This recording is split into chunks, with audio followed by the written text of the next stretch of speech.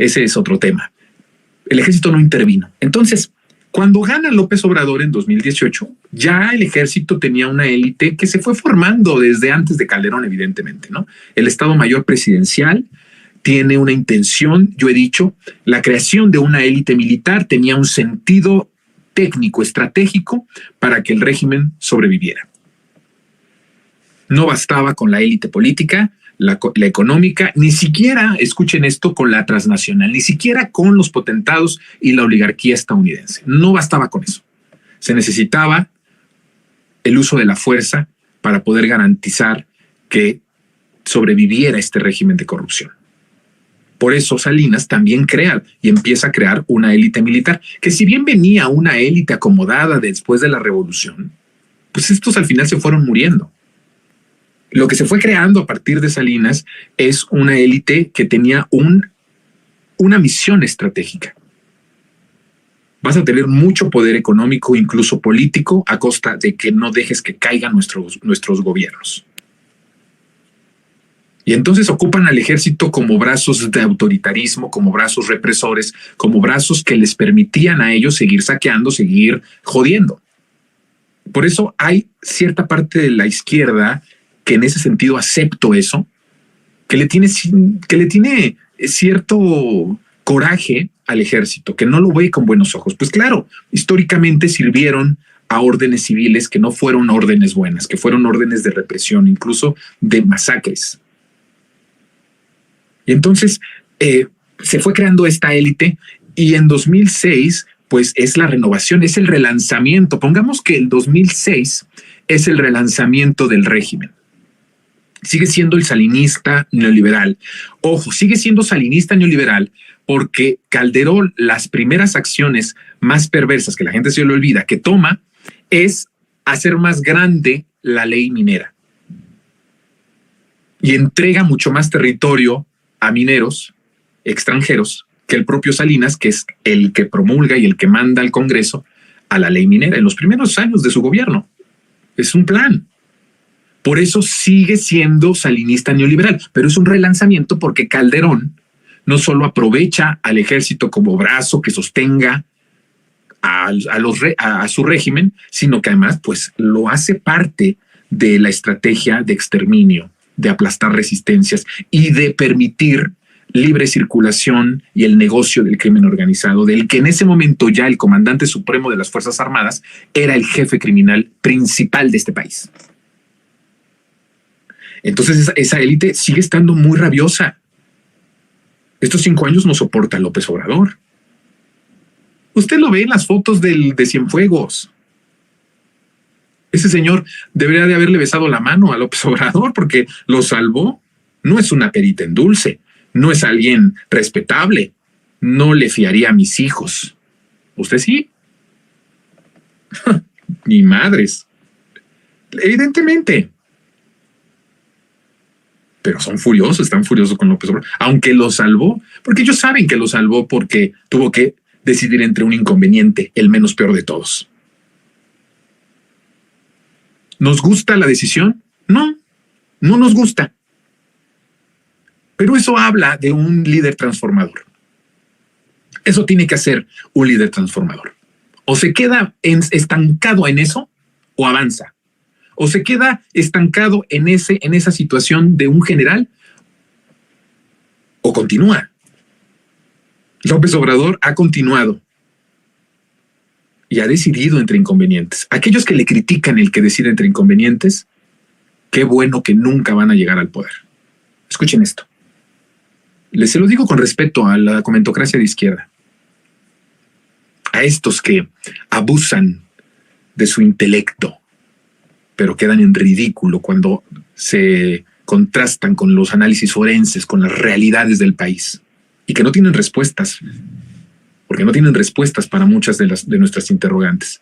Pero a ellos les digo con mucho respeto, qué bueno que nunca van a tener un puesto político tan importante como el de presidente de la República. Qué bueno. Un transformador no puede vivir del pasado. Un transformador justo está transformando. Tiene que ver hacia adelante.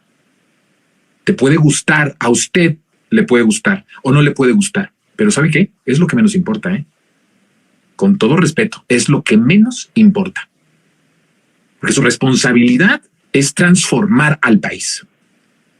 No puede ser un general un obstáculo. Es más, les digo una cosa, no puede ser una élite, por poderosa que ésta sea, la que trunque la transformación. Porque esta transformación es pese a esa élite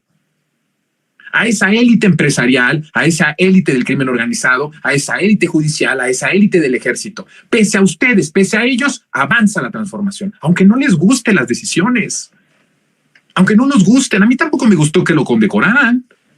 ¿No cree usted que yo vi eso y estaba feliz, diciendo, ay, qué padre, qué bonito, y justificando que se lo diera? No, porque también había el extremo de gente que justifica el hecho. Tampoco lo justifico, pero es lo que tenía que ser. ¿Cuántas cosas López Obrador no ha tenido que decidir para que tengamos país? Y si se sometiera al escrutinio de los puristas de izquierda, este sexenio se acaba el primer día. Escúchenlo, se acaba el sexenio y la transformación el primer día. Esos que hablan de que la transformación es propagandística, de que no se ha transformado nada, de que seguimos igual en muchos sentidos, es que no entiende la realidad, nunca le ha importado, son gente de escritorio. ¿Qué puede saber alguien que escribe columnas diarias desde su escritorio? Pues no mucho, con todo respeto, pero no mucho. López Obrador sí conoce la desesperación de los pueblos. Ha visto en los ojos de la gente la desesperación. ¿Usted ha visto la desesperación de la gente? ¿Ha visto a los que no tienen que comer? ¿Ha visto sus rostros? ¿Ha visto sus miradas? ¿Ha visto cómo se pierde su mirada de esas personas? ¿Usted ha visto a niños morirse de hambre?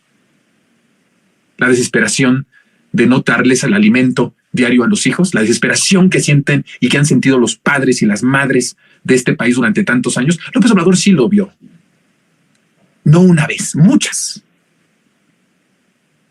Por eso, sobre todo, aunque no te guste a ti, primero los pobres. Y vamos a hacer todo lo necesario, aunque haya decisiones que no nos gusten, para seguir transformando este país. Habrá tiempo. Escuchen esto, habrá tiempo de ponernos a cuentas con muchas de los factores y los elementos que tal vez no han sido tan tocados. Habrá momento. No iba a ser este. Porque si lo hubiéramos hecho en este, pues se acaba el país. Ya no habría posibilidad. Se acaba. Nos lo vuelven a arrebatar y ni cómo volverlo a ganar. Ese peso histórico de las decisiones de López Obrador. Él no solamente es un peso histórico en su persona, en lo que representa. Es un peso histórico en las decisiones que tomó todos estos 5 años, que van a ser 6 el próximo año. Cada decisión que tomó tiene un peso histórico. ¿Y saben qué? Que debo de decirles que si hacemos un ejercicio de honestidad, no quiero ser absolutista en el siempre tiene la razón, pero creo que en la mayoría de las veces el presidente tiene la razón de lo que decide. De lo que decide y del cómo lo decide, ¿eh? Entonces la historia, por supuesto, ya lo está juzgando. Miren, al presidente la historia ya lo juzgó. ¿Cuál es el juicio y la condena? Pues el amor que tiene. 80% de aprobación. Esa es la condena del presidente. ¿Saben por qué? Porque a la gente de abajo que ha sufrido tanto, que ha sido tan chingada, no le importa que le condecoren a Cienfuegos. Le vale madre. ¿Sabe lo que sí le importa? Que ahora puede comer. Eso sí le importa. Que ahora sí puede darle a sus hijos de comer. Eso sí le importa. ¿Y sabe qué? Que López Obrador piensa igual. Porque López Obrador es la reencarnación de los sentimientos del pueblo.